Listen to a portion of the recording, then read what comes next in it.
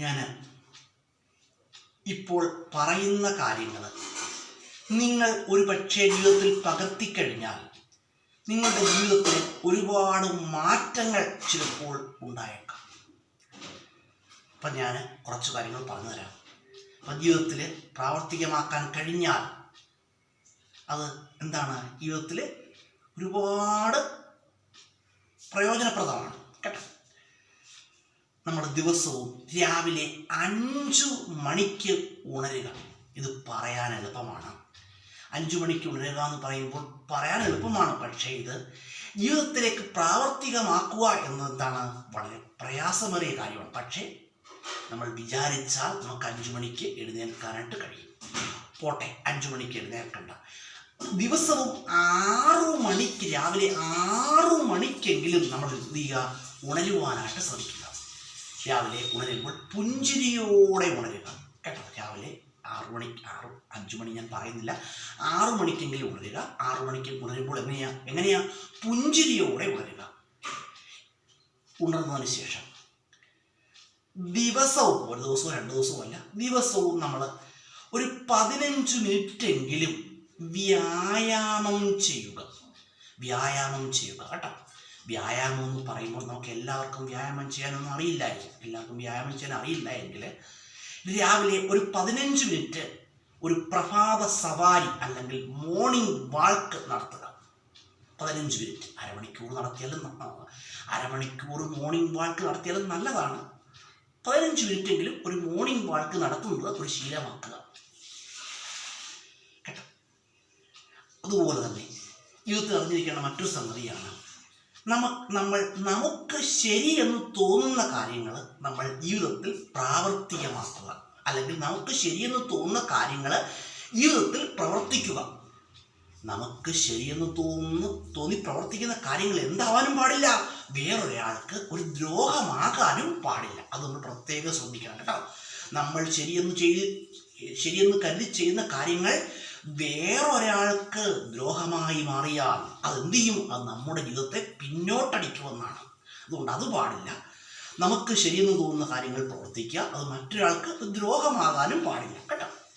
അതുപോലെ തന്നെ നമ്മൾ ഒരാളുടെയും നെഗറ്റീവ് കമൻസിന് ചെവി കൊടുക്കാതിരിക്കുക. നെഗറ്റീവ് കമൻസിന് നമ്മൾ ചെവി കൊടുക്കാതിരിക്കുക കേട്ടോ. സമൂഹമാണ്, നെഗറ്റീവായിട്ട് സംസാരിക്കുന്നവരുണ്ടാകും, പോസിറ്റീവായിട്ട് സംസാരിക്കുന്നവരുണ്ടാകും. അപ്പം നെഗറ്റീവായിട്ട് സംസാരിക്കുന്നവരോട് നമ്മൾ എന്ത് പാടില്ല, വഴക്കിനൊന്നും പോകാൻ പാടില്ല കേട്ടോ. അവരുടെ കമൻസിൽ നമ്മൾ ശ്രദ്ധിക്കാതിരിക്കുക, അല്ലെങ്കിൽ അതിന് ചെവി കൊടുക്കാതിരിക്കുക. അതുപോലെ തന്നെ നമ്മുടെ ജീവിതത്തിലെ നല്ല സ്വപ്നങ്ങൾ നമ്മൾ ഒരിക്കൽ പോലും നമ്മുടെ ഏറ്റവും അടുത്ത സുഹൃത്തിനോട് പോലും പറയാതിരിക്കുക കേട്ടോ. അത് എപ്പോഴും നമ്മൾ മനസ്സിലാക്കണം. കാരണം നമ്മുടെ ജീവിതത്തിലെ നല്ല സ്വപ്നങ്ങൾ നമ്മുടെ ഏറ്റവും അടുത്ത സുഹൃത്തിനോട് നമ്മൾ പറഞ്ഞു എന്നിരിക്കട്ടെ, ചിലപ്പോൾ അദ്ദേഹം ഒരു നെഗറ്റീവ് കമൻസ് അതിന് പറഞ്ഞു കഴിഞ്ഞാൽ നമ്മൾക്ക് നമ്മുടെ ലക്ഷ്യം, നമ്മുടെ നല്ല സ്വപ്നങ്ങൾ യാഥാർത്ഥ്യമാക്കുന്നതിന് ചിലപ്പോൾ ആ നെഗറ്റീവ് കമൻസ് ഒരു പ്രതിബന്ധമായി മാറിയേക്കാം. അതുകൊണ്ട് നമ്മുടെ ജീവിതത്തിലെ നല്ല സ്വപ്നങ്ങൾ നമ്മൾ ഒരു വ്യക്തിയോടും പറയാതിരിക്കുക. അല്ലെങ്കിൽ എത്ര സുഹൃത്താണെങ്കിൽ കൂടിയും അത് നല്ല സ്വപ്നങ്ങൾ പറയാതിരിക്കുക കേട്ടോ.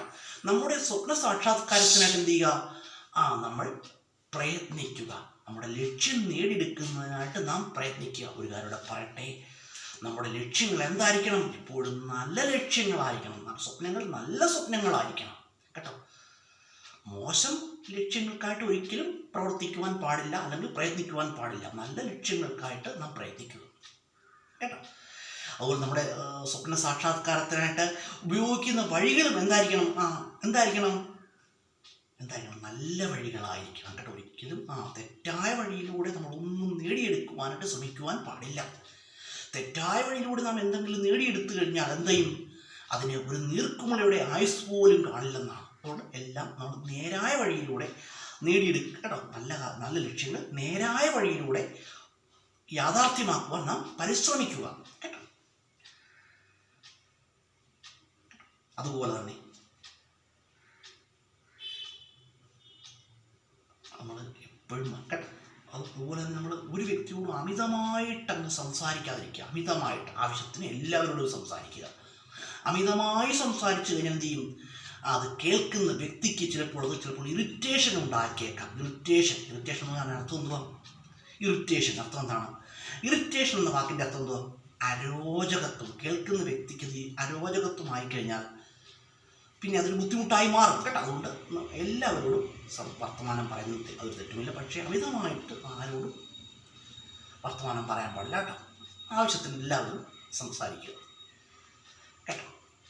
അതുപോലെ തന്നെ നല്ല ചിന്താഗതികൾ നമ്മളെപ്പോഴും വളർത്തിയെടുക്കുവാനായിട്ട് ശ്രദ്ധിക്കുക. നല്ല ചിന്താഗതികൾ നമ്മളെപ്പോഴും വളർത്തിയെടുക്കുക.